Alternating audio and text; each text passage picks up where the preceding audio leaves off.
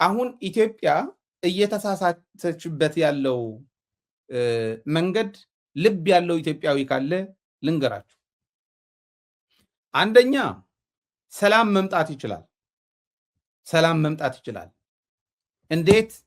ህገ መንግስቱ ኦቨርናይት መተግበር አለበት ብለው ከወሰኑ፣ ህገ መንግስቱ ይተግበር ከተባለ ምንድነው? የትግራይ መሬት ይመለሳል። ከላይም ከታችም ያለው መሬት ይመለሳል። ህገ መንግስት ይተግበር ከተባለ ምንድነው? የቄሮ ጥያቄ ይመለሳል። የፋኖ ጥያቄ ይመለሳል። ህገ መንግስት መተግበር ያልፈለገ እንደሆነ ግን አህዳዊ ስርዓት ነው የምመሰርተው ብሎኛል ነው የሚለው ታዬ ደንደዓ። ሰምታችሁት እንደሆነ ህገ መንግስት አልመልስም አልጠቀምም ያለ እንደሆነ ግን ኢትዮጵያ ትፈርሳለች። ይሄ ሟርት አይደለም፣ ምኞት አይደለም። የተራ አናሊስት መስራት የሚችለው ነው፣ መናገር የሚችለው ነው። ሰላም መምጣት ይችላል። ምክንያቱም የትግራይ ጥያቄ ምንድነው? መሬታችን ነው። ሉዓላዊነታችን መከበር አለበት ነው። ከዛስ ቀጥሎ የሚመጣው የራስን ዕድል በራስ የመወሰን መብትም ህገ መንግስታዊ ነው። ህገ መንግስታዊ ጥያቄ ነው እየጠየቀች ያለችው ትግራይ። ህገ መንግስታዊ ጥያቄ ስትጠይቅ እምቢ የተባለች እንደሆነስ ያው እንግዲህ ህገ መንግስታዊ መብቱ ለማስከበር ማድረግ ያለበት ያደርጋል። ህዝቡ እያደረገም ያለው ያን ጦርነት ያስነሳል ማለት ግን አይደለም። ጦርነት አንፈልግም። ጸረ ጦርነት ነን እኛ። ትግራይ እንደዛ ናት። እየሰራን ያለ ነው እንደዛ ነው። መሪዎቻችን እያሉት ያለው ያ ነው።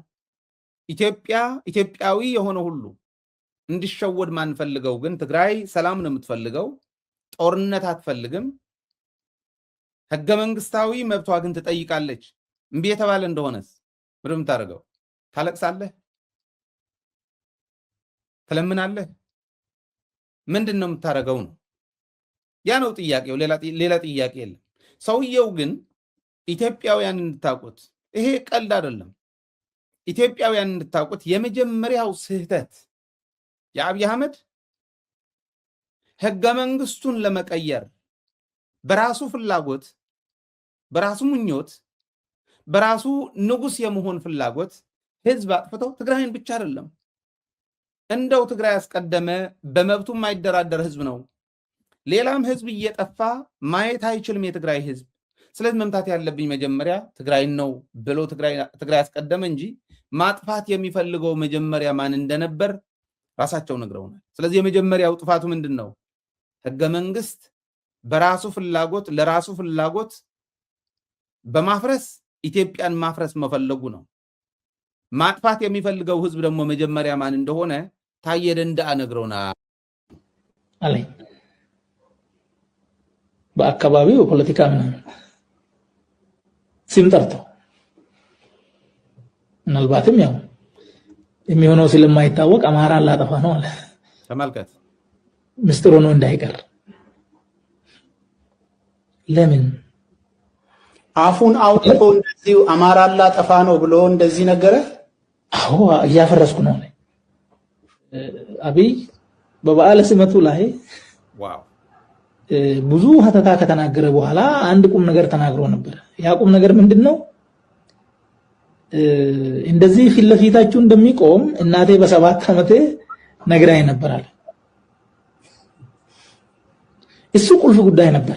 ሌላው ሀተታ ነው እና እሱን ክሪቲካሊ ማየት ነበረብኝ። ያዩ ሰዎች ነበሩ። that was my failure። ንጉሳዊ ስርዓት ነው የሚመሰርተው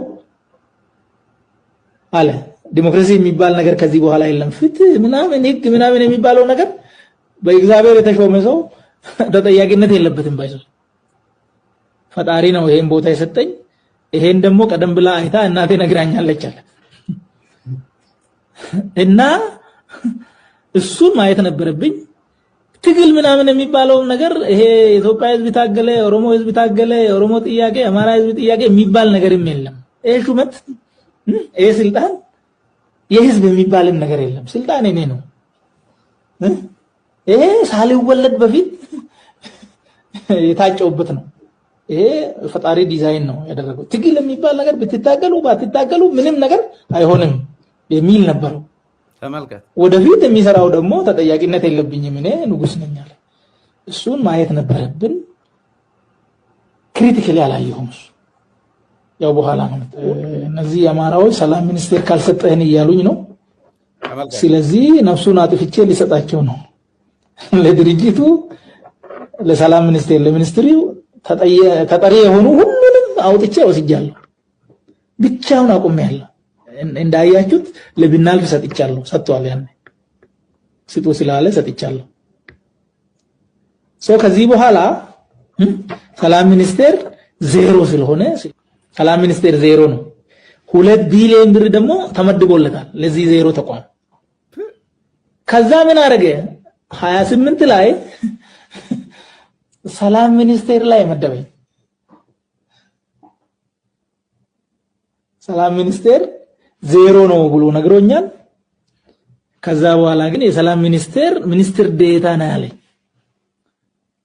ይሄ ለኔ ትርጉም ነበረው። ምን ማለቱ ነው? ሊቀበል ሊተው የሚል ነበር። እሱ የሚፈልገው ምንድነው የሚለውን ገመገምኩ። አኩርፌ እንዲወጣ ነው የሚፈልገው እሱ። አኩርፌ አልወጣም፣ እቀጥላለሁ፣ እቀበላለሁ። እዛ ሆኜ ግን ለወከልኩት ህዝብ ድምጽ መሆኔን እቀጥላለሁ ብዬ ወስኜ ቀጠልኩ። ከዛ በኋላ የከረዩ አባገዳዎች ግድያ መጣ። ያን ግድያ ራሳቸው ፈጽሞ ግን ኦነግ ሸኔ የፈጸመ ያሉ መረጃ ነበረኝ። በመረጃው ላይ ተመስርቼ ይሄ ትክክል አይደለም የፈጸመው መንግስት ነው የሚለውን አጋለጥኩ። ይሄ ግርግር ፈጠረ። በግርግሩ ተገናኘን። ጠራኝ ማለት ነው። ፈልጌ ያልቻልኩት ፈልጋለሁ ብዬ ያልቻልኩት ይሄን ሳረግ ደግሞ ጠራኝ እና ቅድም ያነሳውልህን አነሳለኝ። አሁን ደግሞ የበለጠ የተረዳሁት ለዚህ ህዝብ መከራ፣ ለዚህ ህዝብ ሰቆቃ ምንም ደንታ እንደሌለው ገባኝ። ክልሉ ላይ ያለው መከራ እሱ ሳያውቅ እንደሆነ ነበር ይረዳ የነበረው። አሁን ከዛ በኋላ ሁሉም ነገር በሱ እውቅና እንደሆነ ገባኝ። ሰላም እንዳይኖር የሚፈልገው እሱ እንደሆነ፣ ሌብነት እንዲንሰራፋ፣ ፍትህ እንዲዛባ የሚፈልገው ራሱ እሱ እንደሆነ ገባኝ። ጥሩ። አሁን የኢትዮጵያ መንግስት የመጀመሪያው ጥፋት ህገ መንግስት አለማክበር ነው ብያቸዋል። ህገ መንግስት አለማክበር ብቻ አይደለም፣ ህገ መንግስት ከህዝብ ፍላጎት ውጪ ለመቀየር ማሰቡ አሁን ታየን እንዳኔ ነገረን። እኔ አይደለሁም እየነገርኳቸው ያለው። ህገ መንግስት መቀየር ይፈልጋል፣ አህዳዊ ስርዓት መትከል ነው የሚፈልገው። እኔ ነኝ ህግ፣ እኔ ነኝ ፈራጅ፣ እኔ ነኝ ቆራጭ ነው እያለ ያለው። እንደዛ ብሎኛል ነው ያለው። የመጀመሪያው ጥፋቱ ያ ነው። የመጀመሪያው ጥፋቱ ያ ነው። አሁን ጦርነት እንዲመጣ የሚፈልጉት ሰዎች የመጀመሪያ ፍላጎታቸው ይሄ ነው ካልን ከዛ ቀጥሎ ያለው መሳሪያ ናቸው። ፍላጎቱ ነው እያሳካ ያለው። የአብይ አህመድ ፍላጎት ጦርነት ነው፣ ጦረኛነት ነው፣ ህዝብን እንደፈለክ ማድረግ ነው። በድሮ ስርዓት እያሰበ የጨቋኝ ተጨቋኝ ትርክት እየነገረ ሲጨቁን እንደው ዝም ብለህ የምትጨቆን ከሆነ የሱ አይደለም ችግሩ፣ ያንተ ነው ማለት ነው። መሳሪያ ሆነው እያገለገሉ ያሉት ግን እንደነ ጻድቃን ያሉ ሰዎች ናቸው። ጻድቃን እኮ ሌላ ቀርቶ አብይ አህመድ ከሌለ እንደምንም አብይ አህመድ ከጠፋ ትግራይ ትጠፋለች እኮ ብሎናል። እንደምንም ከጠፋ ትግራይ ትጠፋለች ብሎናል። በቲ ዝመፅእ ናይ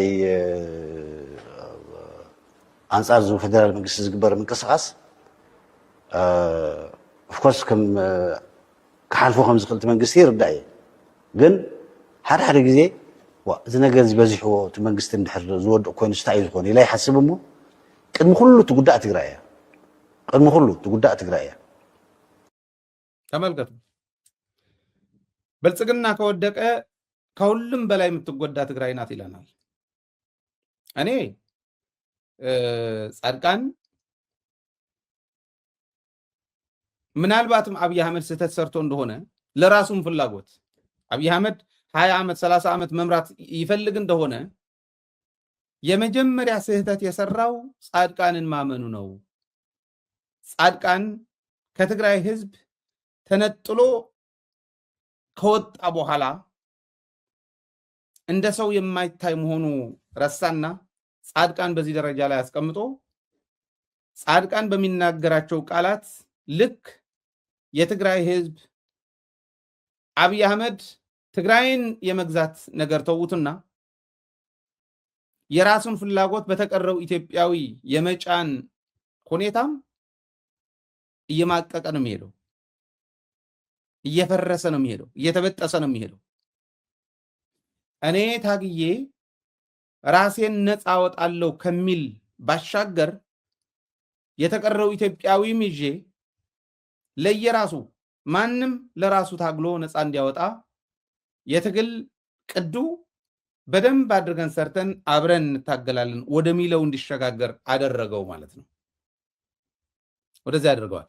አሁን እያንዳንዱ ብሔረሰብ መታገል ከፈለገ አግዘን እንድንሄድ እንደምፈልገው መንግስታችንን ቢያለን እንጂ ህወሓት አልሰራል እንጂ የትግራይ ህዝብ ፍላጎት አሁን አብይ አህመድ የሚባል ሰው እነ ጻድቃንን ያመነ የሰይጣን ቁራጭ የሆኑ ሰዎች ያመነ ሰው እዚህ ሀገር ላይ እስካለ ድረስ የትግራይ ህዝብ መኖር እንደማይችል ያውቃል። ጻድቃን እንደሚለው አይደለም፣ በግልባጩ ነው። እኛ ምናምነው እንደዛ ነው። መንግስት የትግራይ መንግስት የመዘግየት ሁኔታ ያዘው እንጂ እንደዛ ነው። ሰውየው የሚለው ምናልባትም እንዴት ትንቁት እንደሆነ ሳስብ ይገርመኛል። ይሄ ነው ጻድቃን ማለት። እርግጥ ሌሎች ይገልጹታል።